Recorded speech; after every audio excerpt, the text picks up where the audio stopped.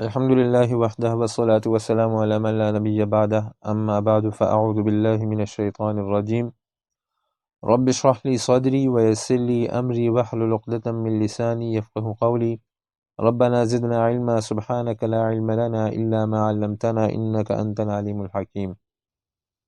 درس قرآن کے سلسلے میں ہمارے اصول چل رہے تھے۔ ہمارے یہ اصول 3 حصوں میں تقسیم ہیں۔ سب سے پہلے ایک مقدمہ ہے، پھر 3 مقاصد اور آخر میں ایک تتمہ۔ مقدمے کا بیان گزر چکا۔ مقدمے میں ہم نے 7 باتیں بیان کی اور آج سے ہم اپنے اصول کے مقاصد 3 مقاصد کا بیان شروع کریں گے۔ یہ بات ہم بار بار اس لیے دہراتے ہیں تاکہ طلبہ کے ذہن میں یہ خلاصہ اجمالی ذہن نشین ہو جائے، تاکہ درس قرآن میں پھر یہ چیزیں بار بار استعمال ہوں گی تو وہاں پہ یہ معاون ثابت ہوں گی اور درس کو سمجھنے میں اس کی وجہ سے پھر آسانی ہوتی ہے۔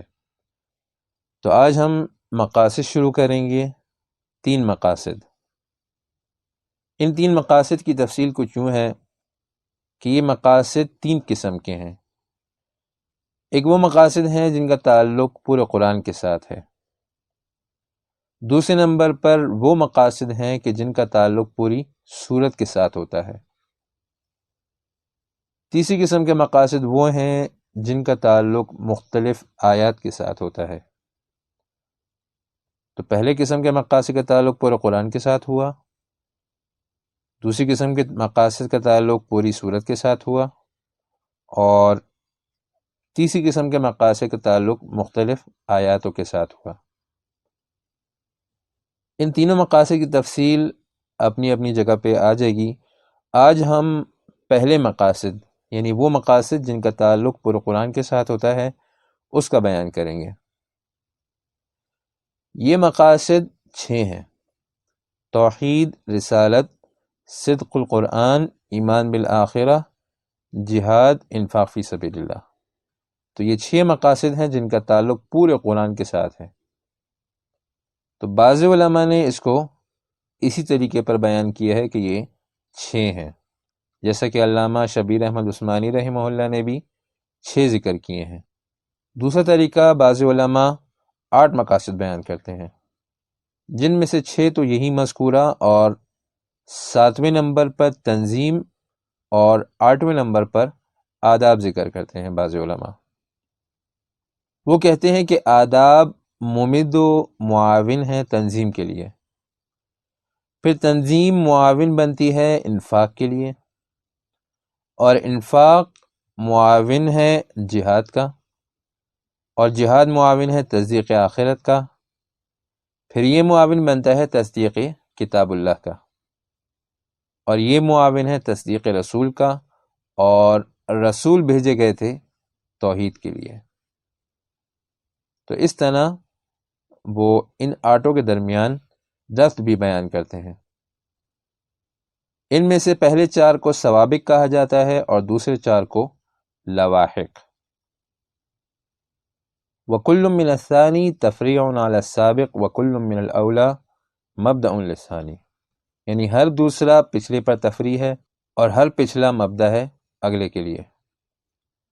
تو یہ 2 طریقے ہم نے بیان کر دیے کہ بعض علماء کے نزدیک یہ 6 ہیں: توحید و رسالت، صدق قرآن، ایمان بالآخرہ، جہاد اور انفاق فی سبیل اللہ، اور بعض علماء ان میں پھر 2 اور اضافی بیان کرتے ہیں کہ تنظیم اور آداب، تو یہ ان کے نزدیک پھر 8 بنتے ہیں۔ بہرحال ہم اجمالاً ذکر کرنے کے بعد اب اس کی تفصیل کی طرف آتے ہیں۔ تو سب سے پہلے توحید کی تعریف۔ توحید کا لغوی معنی ہے جعل الشیء واحدہ، یعنی کسی چیز کو اکیلا کرنا، یکتا بنانا۔ اس کی اصطلاحی تعریف علماء نے مختلف بیان کی ہیں۔ ایک تعریف اس کی یہ ہے: افراد اللہ تعالی بما یختص به من الربوبیت والالوہیت والاسماء والصفات، یعنی اللہ تعالیٰ کو ان چیزوں میں اکیلا ماننا جو اللہ تعالیٰ کے لیے خاص ہیں، یعنی ربوبیت، الوہیت اور اللہ تعالیٰ کے اسماء و صفات۔ یعنی ربوبیت خاص ہے اللہ تعالیٰ کے ساتھ، الوہیت خاص ہے اللہ تعالیٰ کے لیے، اور اللہ تعالیٰ کے وہ اسماء اور اللہ تعالیٰ کی وہ صفات جو کہ اللہ تعالیٰ کے لیے خاص ہیں، ان کو اسی طریقے پر ماننا جو کہ قرآن و سنت میں بیان کی گئی ہیں، تو اسے توحید کہتے ہیں۔ علامہ عینی اور علامہ سندھی رحمہ اللہ یہ معنی کرتے ہیں کہ هو الشہادۃ بأن اللہ الہ واحد، یعنی یہ گواہی دینا کہ ایک اللہ تعالیٰ ہی معبود ہے۔ پھر ایک تعریف یہ کی گئی ہے، اثبات ذات غیر مشبہۃ بالذوات ولا معطلۃ من الصفات، یعنی ایسی ذات کو ماننا جو کہ دوسروں کی طرح نہیں ہے اور صفات سے بھی خالی نہیں ہے۔ مطلب یہ ہے کہ دوسری ذوات کے مشابہ نہیں ہیں، تو اللہ تعالیٰ کسی چیز کے مشابہ نہیں ہے۔ ولا معطلۃ من الصفات، اور صفات سے بھی خالی نہیں ہے، جیسا کہ معطلہ کہتے ہیں، یعنی اللہ تعالیٰ کی صفات ہیں جو کہ قرآن میں اور احادیث میں بیان کی گئی ہیں، لیکن کما یلیق بشانی ہی، جیسا کہ اللہ تعالیٰ کی شان کے مطابق ہے تو ویسے ہی وہ صفات ہیں، مخلوق کے مشابہ وہ صفات نہیں ہیں۔ علامہ تفتازانی رحمہ اللہ یہ تعریف کرتے ہیں، اعتقاد عدم الشریک فی الالوہیت و خواصها، یعنی یہ عقیدہ رکھنا کہ اللہ تعالیٰ کے ساتھ الوہیت اور الوہیت کی صفات میں کوئی شریک نہیں، یعنی نہ اللہ تعالیٰ کے ساتھ الوہیت میں کوئی شریک ہے اور نہ الوہیت کی صفات میں کوئی شریک ہے۔ تو یہ تو ہوا توحید کا لغوی معنی اور توحید کی تعریف۔ تعریف کے بعد آتے ہیں اس کی تقسیم کی طرف۔ عقائد کی اکثر کتابوں میں یہی ترتیب ہے کہ پہلے تعریف کی جاتی ہے، اس کے بعد پھر تقسیم کی جاتی ہے۔ پھر توحید کی تقسیم مختلف علماء نے مختلف طریقوں سے کی ہے۔ اکثر تقسیم علماء نے اس طرح کی ہے کہ توحید کی بنیادی طور پر 3 قسمیں بیان کی ہیں: توحید فی الربوبیہ، توحید فی الالوہیہ، توحید فی الاسماء والصفات، یعنی ربوبیت میں اللہ تعالیٰ کو ایک ماننا، الوہیت میں صرف اللہ تعالیٰ کو ایک ماننا اور اللہ تعالیٰ کی ہی عبادت کرنا، اور اسی طرح اسماء و صفات میں جو صفات اور جو اسماء اللہ تعالیٰ کے ہیں وہ اللہ تعالیٰ کے لیے ہی خاص کرنا، کسی اور کو اس میں شریک نہ کرنا۔ تو توحید فی الربوبیہ کسے کہتے ہیں؟ ان اللہ وحدہ خالق کل شیء، یعنی یہ عقیدہ رکھنا کہ اللہ تعالیٰ ہی ہر چیز کے خالق ہیں۔ اور مختصر الفاظ میں ایک مختصر تعریف یہ بھی ہے کہ توحید اللہ بافعالہ، یعنی اللہ تعالیٰ اپنے کاموں میں اکیلے ہیں۔ مثال کے طور پر اللہ تعالیٰ خالق ہیں، اللہ تعالیٰ کے ساتھ کوئی اور خالق نہیں، اللہ تعالیٰ مالک ہیں اور اس صفت میں اللہ تعالیٰ کا کوئی شریک نہیں، اللہ تعالیٰ رازق ہیں، عزت دینے والے ہیں، ذلت دینے والے ہیں، وغیرہ وغیرہ۔ تو یہ ان افعال میں اللہ تعالیٰ یکتا ہیں، کوئی اللہ تعالیٰ کے ساتھ شریک نہیں۔ دوسرے نمبر پر توحید فی الالوہیہ، یعنی معبودیت میں، معبود ہونے میں اللہ تعالیٰ کے ساتھ کوئی شریک نہیں، عبادت کی جائے گی تو صرف ایک اللہ کی، اللہ تعالیٰ کے علاوہ کسی اور کی عبادت نہیں کی جا سکتی، اسے ہی توحید فی الالوہیہ کہتے ہیں۔ تو اس کی تعریف علماء نے یہ بیان کی ہے، جیسے کہ شرح العقیدۃ الطحاویہ میں ہے، استحقاقہ سبحانہ وتعالی ان یعبد وحدہ لا شریک لہ، یعنی یہ عقیدہ رکھنا کہ اللہ تعالیٰ ہی بندگی کے حقدار ہیں اور آپ کے علاوہ کوئی اس کا حقدار نہیں۔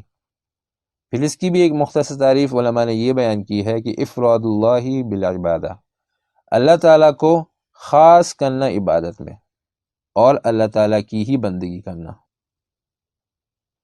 تیسرے نمبر پر توحید فی الاسماء والصفات، اس کی تعریف کچھ یوں ہے کہ هو الایمان بما وصف اللہ به نفسہ فی کتابہ او وصفہ به رسولہ من الاسماء الحسنى والصفات العلی، یعنی اللہ تعالیٰ کے لیے قرآن و سنت میں جتنے اسماء و صفات ثابت ہیں وہ سب اللہ تعالیٰ کے لیے ماننا، جیسا کہ اللہ تعالیٰ کی شان کے مناسب ہے، تو اسے توحید فی الاسماء والصفات کہتے ہیں۔ یعنی قرآن پاک میں اور احادیث میں اللہ تعالیٰ کے جتنے اسماء و صفات آئے ہیں تو ان کو اسی طرح ماننا جس کیفیت سے بیان ہوئے ہیں۔ قرآن پاک میں یہ تینوں اقسام توحید کی مختلف آیتوں میں بیان کی گئی ہیں۔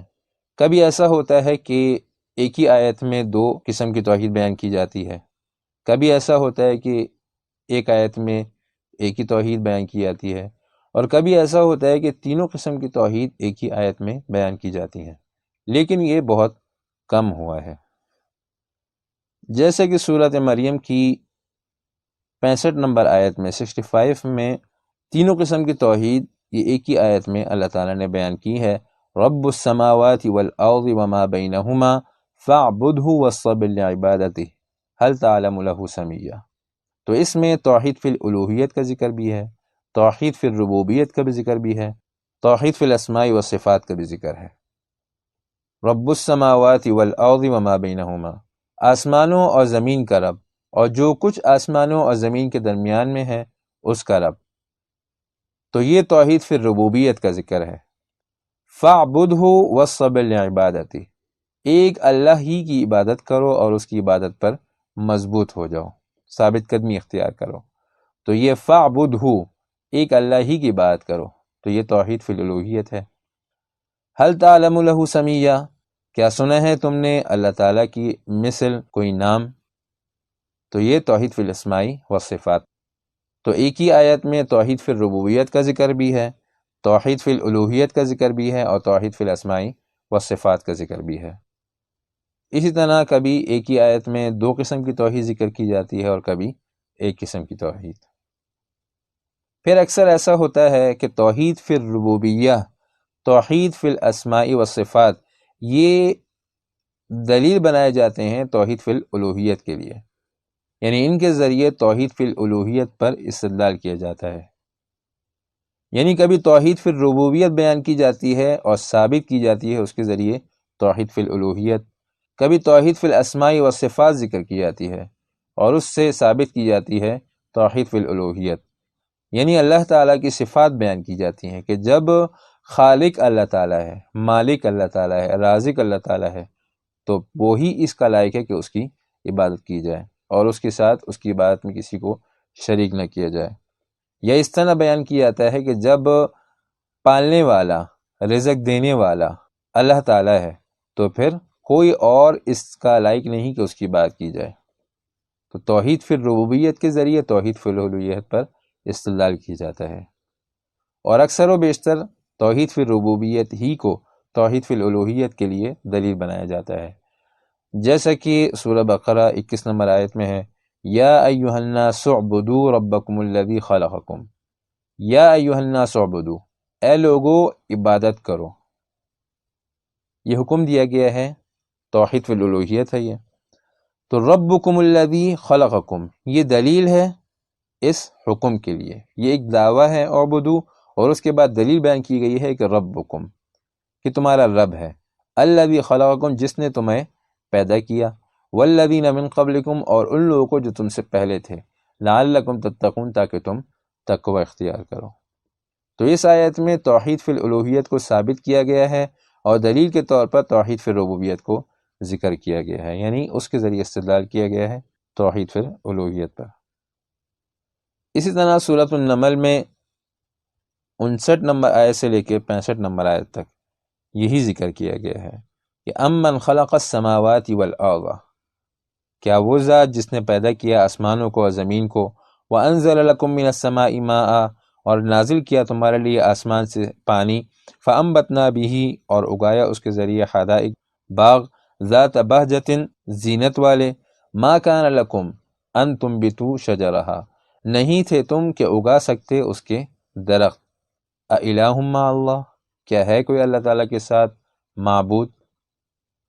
تو یہ اس سے پہلے امن خلق السماوات والارض سے لے کے تمام دلائل بیان کیے گئے توحید فی الربوبیت کے ذریعے، اور آخر میں پھر ثابت کی گئی توحید فی الالوہیہ، اِلٰہ مع اللہ۔ اسی طرح اگلی آیت میں اللہ تعالیٰ نے فرمایا امن جعل الارض قرارا وجعل خلالها انہارا وجعل لها رواسیا وجعل بین البحرین حاجزا، تو یہ سب دلائل بیان کرنے کے بعد فرمایا اِلٰہ مع اللہ، کیا ہے کوئی معبود اللہ تعالیٰ کے ساتھ؟ یعنی جس نے زمین کو بنایا، جس نے زمین میں نہریں چلائیں، اور جس نے زمین پر پہاڑ رکھے، اور جس نے دو دریاؤں کے درمیان ایک پردہ حائل کیا، تو اس کے علاوہ کوئی ہے ایسا معبود کہ جس کی عبادت کی جائے جو اس لائق ہو؟ اسی طرح اگلی آیت میں فرمایا امن یجیب المضطر اذا دعاہ ویکشف السوء ویجعلکم خلفاء الارض اِلٰہ مع اللہ، یعنی وہ ذات جو مجبور اور پریشان حال کی دعا کو سن کے اس کی پریشانی کو دور کرتی ہے اور وہ ذات کہ جس نے تمہیں زمین میں خلیفہ بنایا، یعنی ایک کے بعد ایک تم زمین پہ بستے ہو، اسی نے تمہیں پیدا کیا، تو اس کے علاوہ کوئی معبود ہے جس کی بات کی جائے؟ اسی طرح اگلی آیت میں فرمایا امن یہدیکم فی ظلمات البر والبحر، وہ ذات جو تمہیں خشکی اور تری کے اندھیروں میں راستہ دکھاتی ہے، ومن یرسل الریاح بشرا بین یدی رحمتی، اور وہ ذات جو ہواؤں کو چلاتی ہے، اِلٰہ مع اللہ، کیا کوئی ہے اللہ تعالیٰ کے علاوہ کوئی معبود؟ اسی طرح اس کے بعد 64 نمبر آیت میں فرمایا امن یبدأ الخلق ثم یعیدہ ومن یرزقکم من السماء والارض اِلٰہ مع اللہ۔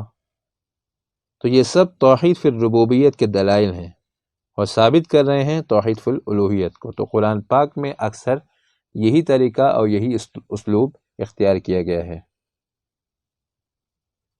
اسی طرح کبھی توحید الوہیت کو ثابت کرنے کے لیے اسماء و صفات اللہ تعالیٰ کے بیان کی جاتے ہیں، یعنی توحید فی الاسماء و صفات بیان کی جاتی ہے اور ثابت کی جاتی ہے اس کے ذریعے توحید فی الالوہیہ، جیسے کہ سورۃ الحشر کی آخری آیتیں ہیں واللہ الذی لا الہ الا ہو، تو یہ دعویٰ ہے توحید فی الالوہیت ہے کہ اللہ تعالیٰ کے علاوہ کوئی معبود نہیں، اور دلیل اس پر کیا ہے کہ ہوا عالم الغیب والشہادہ، وہ غائب اور حاضر کا جاننے والا ہے۔ تو جو ذات اس صفات کی ہو، جس کی یہ صفات ہوں کہ وہ حاضر اور غائب سب کا جاننے والا ہو، تو کیا اس کے علاوہ کوئی اور معبود ہو سکتا ہے؟ نہیں ہو سکتا۔ هو الرحمن الرحیم، وہ رحمان ہے، وہ رحیم ہے۔ هو اللہ الذی لا الہ الا ہو، اللہ تعالیٰ وہی ذات ہے کہ نہیں ہے کوئی معبود مگر وہی۔ تو یہ رحمان اور رحیم یہ دلیل کے طور پر بیان کیے گئے ہیں توحید فی الاسماء والصفات، توحید فی الالوہیت کے ثابت کرنے کے لیے۔ پھر فرمایا الملک القدوس السلام المؤمن المہیمن العزیز الجبار المتکبر الخالق البارئ المصور، تو یہ سب اللہ تعالیٰ کے اسماء و صفات بیان کیے گئے ہیں اس بات کو ثابت کرنے کے لیے کہ ایک اللہ تعالیٰ ہی عبادت کے لائق ہیں اور اللہ تعالیٰ کے علاوہ کوئی اور عبادت کے لائق نہیں ہے۔ تو آج کا درس ہمارا یہیں تک۔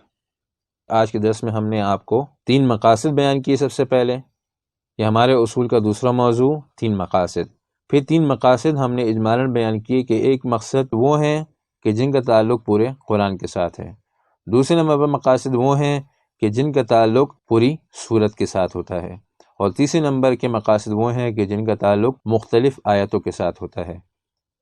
پھر پہلے نمبر کے مقاصد ہم نے بیان کیے کہ بعض علماء کے نزدیک یہ 6 ہیں: توحید و رسالت، صدق قرآن، اثبات آخرت، انفاق اور جہاد فی سبیل اللہ، اور بعض علماء کے نزدیک یہ 8 ہیں، 6 تو یہی اور 7واں اور 8واں تنظیم اور آداب۔ پھر اس کے بعد ہم نے توحید کا لغوی معنی، توحید کی اصطلاحی تعریف وہ بیان کی، اور پھر اس میں توحید کی تقسیم بیان کی کہ توحید کو 3 تقسیمات، 3 قسموں میں تقسیم کیا جاتا ہے: توحید فی الالوہیہ، توحید فی الربوبیہ اور توحید فی الاسماء والصفات۔ پھر ہم نے ان کی تمام کی تعریفیں بیان کی اور قرآن پاک میں کس طرح استدلال کیا جاتا ہے توحید فی الربوبیہ اور توحید فی الاسماء والصفات کے ذریعے توحید فی الالوہیت پر، تو وہ بھی ہم نے آپ کے سامنے بیان کیا۔ آج کا درس یہیں تک، وآخر دعوانا ان الحمد للہ رب العالمین۔